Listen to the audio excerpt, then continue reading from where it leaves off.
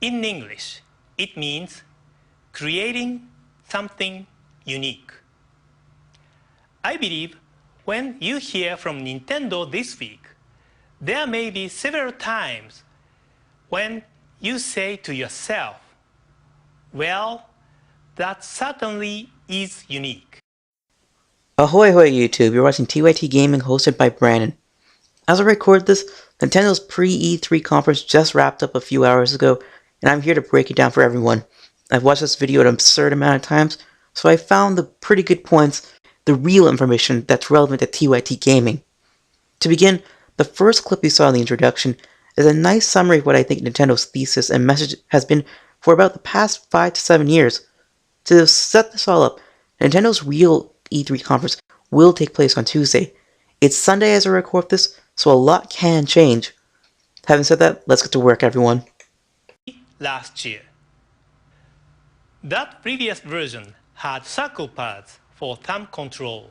We have incorporated sticks that not only operate precisely in 360 degrees, but which also can be pushed down for an added method of control.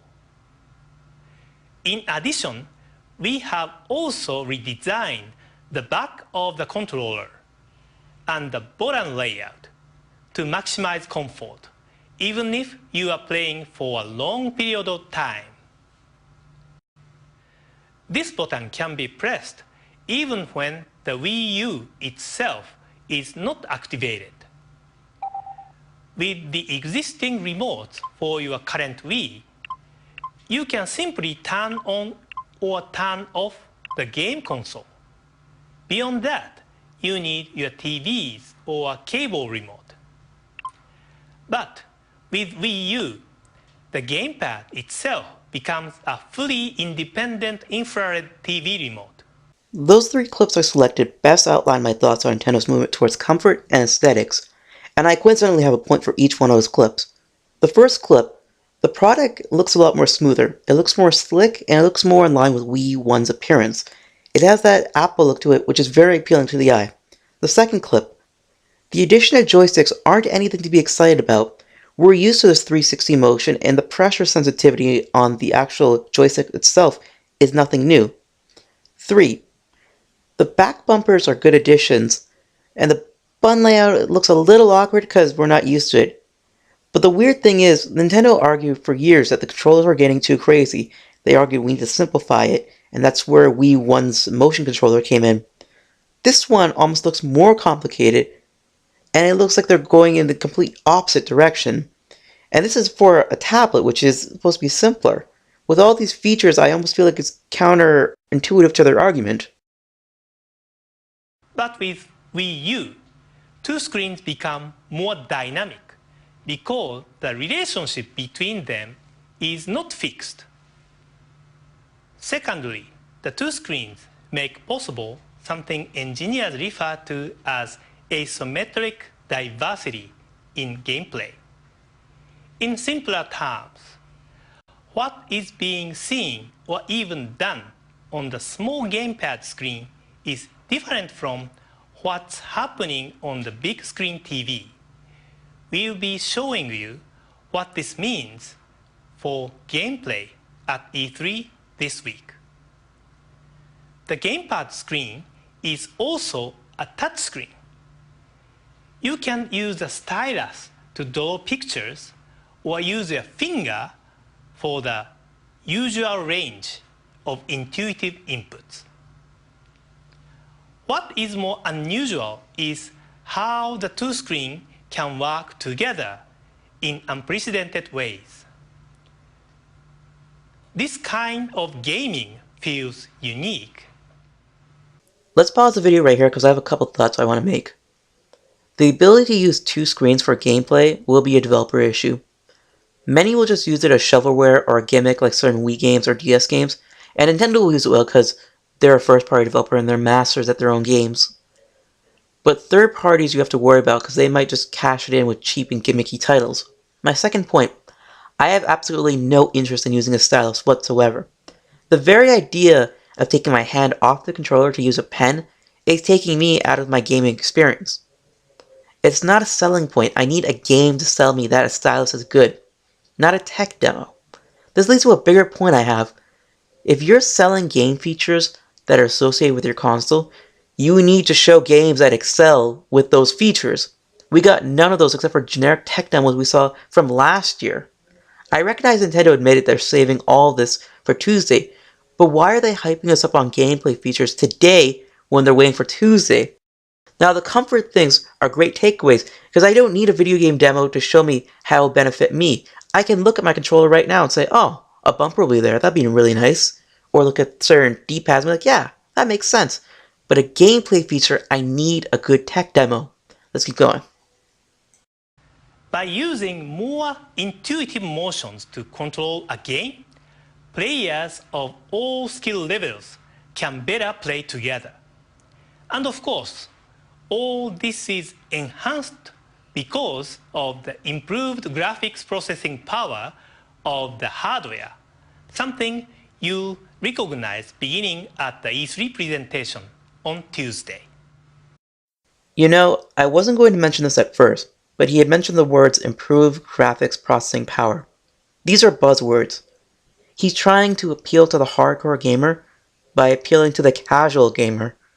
This isn't appealing at all to anyone. I don't want someone who has no experience to be on an even playing field as me. I want them to work as hard as I did. Saying you provide an equal field doesn't appeal to your hardcore gamer, anyone who's streaming this conference. Just think of a Call of Duty fan being asked if they want others to have a level playing field. Roll the next clip.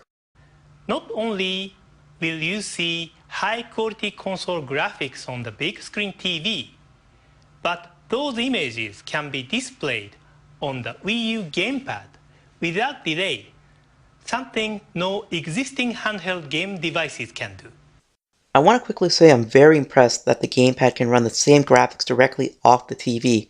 I'm even more impressed that there's no delay. For those who are mainly interested in multi-platform games with more traditional means of control, we will also offer the Wii U Pro Controller as a separate peripheral, which is lighter and maybe more attractive for longer, more intense forms of gaming. You're probably curious why I picked out this particular clip. It's because of the problem with messaging. They completely buried their tablet when they unrolled the Wii U Pro Controller. They said it's lighter and maybe more attractive for longer and more intense forms of gaming? Really, Nintendo? Doesn't that imply your tablet isn't best suited for those sessions?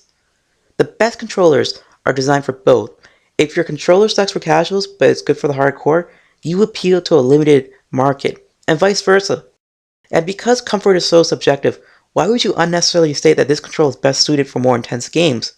Again, it's burying the Wii U gamepad. It's not a great sell at all. Overall, some people may wonder if Wii U is a simple evolution of Wii or something entirely different. I think maybe the best answer is both. There's so much corporate spin here that I almost feel like it needs its own dissection video. Listen, you're either next-gen or you're not. Nintendo's argument is that the Wii and the Wii U merely are a social experience, and the Wii U adds to that existing experience. That isn't enough to warrant a new console. It's just an expansion. If you made the argument that the difference between the GameCube and the Wii was a social experience, I'd believe you because it's true. The consoles couldn't be more different. Not the case with the Wii and the Wii U according to Nintendo's marketing. Nintendo has to convince all the Wii 1 buyers, and there are a lot of them, to buy a Wii U. I'm a Wii owner, and when I hear the Wii U only offers an addition and not a major change, I'll wait for a price shop, I don't care. You're selling me a launch here, not a console in 2 or 3 years. Sell me on the launch features. Yeah, I take it you saw my post. A little bit. You know, I feel for you, Todd. That zombie boss is a pain in a capital B. Don't worry, I'll be over soon to help you beat those games, as per usual. Actually, I think my buddy OctoG123 has it figured out. Guess I have all the help I need here, Warren. As technology has advanced, handwritten messages have declined. But if you've used Flipnote Studio or SwapNote, you understand that what you physically write or draw can naturally convey stronger feelings than what you simply type. With Miiverse, you can even add image of facial expression to help communicate your emotions. You can input text and read text on the small screen in your hands, and when watching the videos and photos with everyone, you show content separately on the TV screen. Normally, the browser screen would show the same thing on both the Wii U gamepad screen and the TV, but you can close the curtain over the TV screen so the content can't be seen until you open the curtain, adding some entertainment elements to browsing itself. A lot of the clips you just saw were aspects during the conference where Nintendo was pushing their social media on the Wii U. I think this is poorly thought out. Handwritten messages don't matter in the long run. Neither does their own messaging system. Skype, for example, is a superior product, and a more universal one at that. This is one of the many problems I find throughout the video. Nintendo is focusing on spinning existing products and trying to reinvent the wheel. Twitter, Facebook, and etc. do a lot of the features that the Wii U does, and in some cases better. Look, there's a 1 in a million shot that you become the Facebook to the competitor's MySpace. What these consoles should be doing is integrating existing applications rather than have their own gimmicky spin. This is a good example of business. Since Microsoft bought Skype, they've integrated Skype more into their products and increased the user base by 47%. This is profitable for both Microsoft and Skype, and this is a good example of what the 720 could do by integrating Skype alone. Think about it like this. Xbox and Skype offer two different spectrums, so it's a win-win for both. Whereas Nintendo is only appealing to the casual market who can already use Twitter and Facebook for free. Nintendo's social aspect isn't a good method of building business because they're pigeonholing themselves by appealing only to Nintendo fans and not anyone from an outside market. Their competition is free and already has an installed market. Why fight them when you can join them? Nintendo doesn't have that much time left. They have the Tuesday conference and the winter 2012 release date for the Wii U. This pre-conference was not a good start, but if they knock it out of the park on Tuesday, no one will remember the flaws of this pre-conference. Work the news cycle well, announce some hardcore titles to excite the base, and put an affordable price point for the casual audience at Christmas. This will get them the headlines coming out of E3 from mainstream companies like CNN. I will be dissecting them again for their actual conference, so look forward to that. Put in your comments, by the way, what did you think about this pre-conference? Did anything impress you that I missed? By the way, thumbs up the video, it means a lot to me. You guys know I work really hard, and it helps more people see the video. Thank you everyone, you've been watching TYT Gaming, hosted by Brandon. TYT Nation.